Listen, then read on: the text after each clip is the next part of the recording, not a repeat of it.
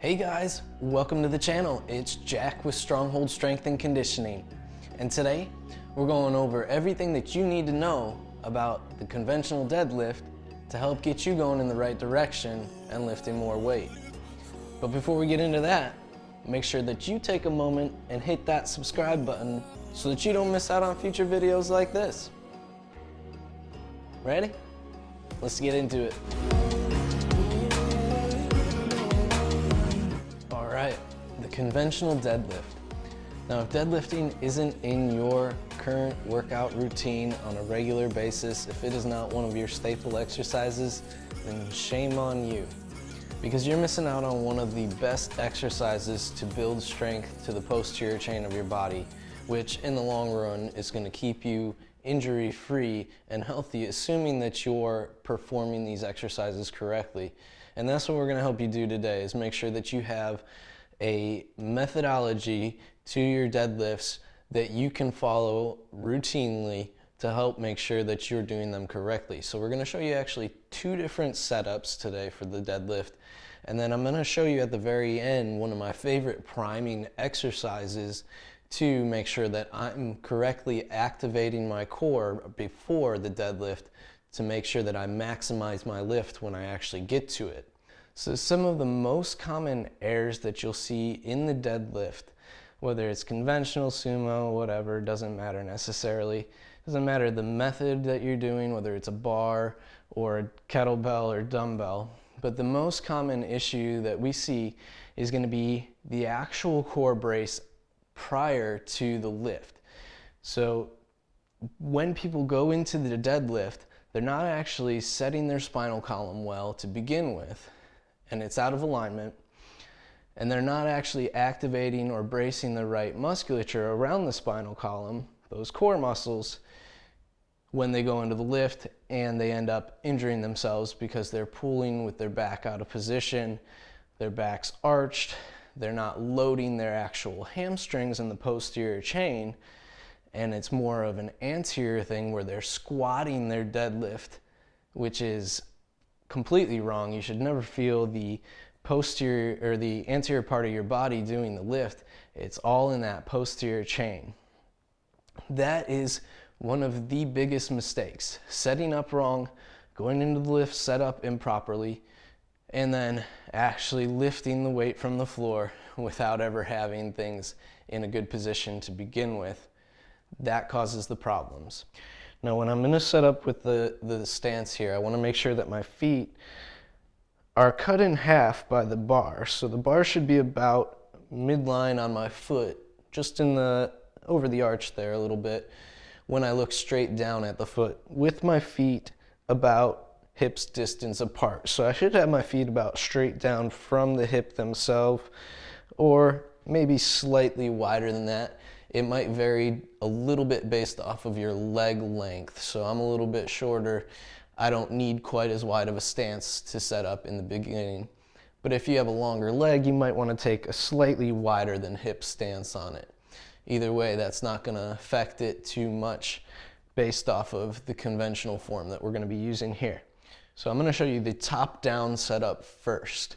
And when we go from top down, what I want to do is make sure that I start by engaging my quadriceps here and screwing my feet into the floor. So you'll actually watch my knee externally rotate my hip out, so my knee will start to turn outward a little bit, and I'm starting to feel some engagement at my glutes already to begin with here. Once I have my glutes engaged, I want to stack in some engagement on my abdomen. Okay, so I'm flexing the abs, flexing the glutes, and then lastly I want to make sure that I set my shoulder blades, rolling the shoulder blades down and back, and I should feel a bit of a tightness up at the upper back, already some tension there.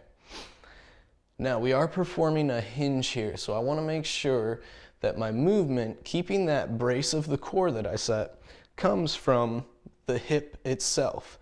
So I'm actually going to hinge over the bar and establish my grip on the bar about thumb's length from that smooth grip, so I'm just wider than the legs in this bottom position. Now in here, I'm keeping the legs straight. I should already feel a stretch at the hamstrings a little bit there, but I want to make sure that I'm taking all the slack out of the system. So I'm gonna roll my shoulder blades down and back again, and I'm gonna lock in a grip. And I'm using a hook grip here.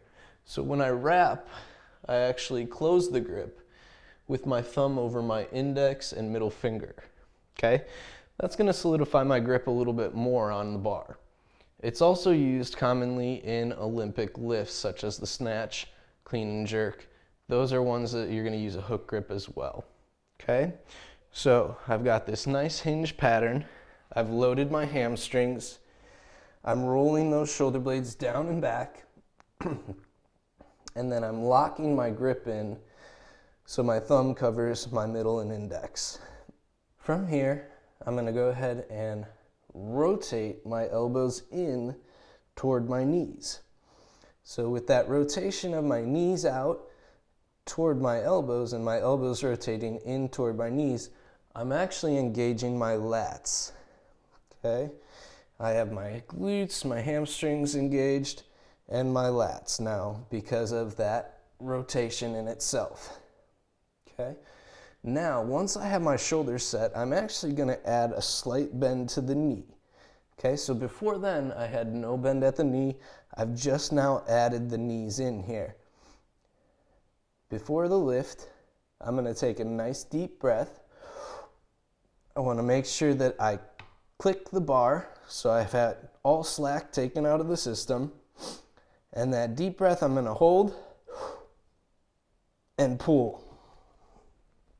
Keeping the bar close to the shins, pulling the bar. As soon as my bar passes my knees, I'm pulling my hips forward, driving in from the glutes, and I'm establishing that nice, strong position that we set up in the very beginning. Now to return the bar to the floor, I'm gonna return with the hip hinge again. So I start with straight legs, and as soon as the bar clears my knees, that's when I'm gonna start to add the bend of the knees again into the pattern. So it's hinge until I get past the knees, I'm straight. As soon as the bar passes the knees, I'm bending the knees once again, okay? If you are at max weight, you can also drop the bar from that top position and not worry about returning it, okay? If you cannot perform a very good Romanian deadlift from the top down, that might be an exercise that you want to work on to help improve your hinge pattern for this conventional deadlift, because I need to be able to hinge properly in order to engage the hamstrings and load the posterior chain. So that's our top-down setup. It's that hinge at the top, begin by loading that posterior chain, and that's the actual setup that I personally prefer because of that load of the posterior chain right from the get-go. But now we're gonna show you also the bottom-up setup, okay? So my foot placement is still about the same. I'm about hips distance or slightly wider depending on my leg length. I'm engaging glutes, engaging the abs, getting the shoulder blades down and back just to practice that core brace again. And then from there, here's where we're gonna see some difference. This is more appropriate if I'm unable to reach the bar in that straight leg position that we showed in the top down setup. I'm gonna actually squat down to the bar, okay? And from here now, I'm gonna establish my grip about thumb's length from that smooth part of the bar. So I'm a little bit wider than my knees. My shoulders roll down and back. My elbows rotate in toward my thigh. Now what you'll notice in this position is it's actually loading my anterior portion. So I feel a lot like I'm doing a squat right now in my quads and my hip flexors. But I wanna put it back in the posterior chain. So to do that, I'm gonna actually reach my hips back. Okay, and you'll see my shins came off the bar some. And right now, just that little hike of the hips puts my knee over my ankle. I have a vertical shin, which should be the position that I have for the shin, a knee over the ankle, vertical shin. And my hips have now loaded my hamstrings, okay? From there, the system's the same now, okay? So I pull the slack out of the system, making sure there's tension before I ever push the floor away. Take that deep breath. As soon as the bar passes the knees, I drive the hips in, shoulders are down and back, glutes are engaged, quads are engaged, stomach engaged. I'm nice and tall, strong upper back holding that bar. Same return to the floor. Reach the hips back, hinge. As soon as the bar passes the knees, then I can add that slight bend to the knees again, touching the floor, returning the weight to the ground. Okay? So, big points in there. The main difference being that I actually squat down first there to get to the bar. 2, load the bar and load my core properly in a position that is not forcing me to bend. So if I'm way rounded when I go to reach the bar from the top down setup, you're gonna use the bottom up setup. The whole point, whether you're using top down or bottom up, is can you properly align your spinal column before you ever pull the bar from the floor, okay? The whole game is keeping the spinal column protected through a properly braced and aligned core, okay? And since that's the whole game, that's where my next move comes in huge play for you, because it's a prime activation for the core that's gonna help you lift more weight in the long run.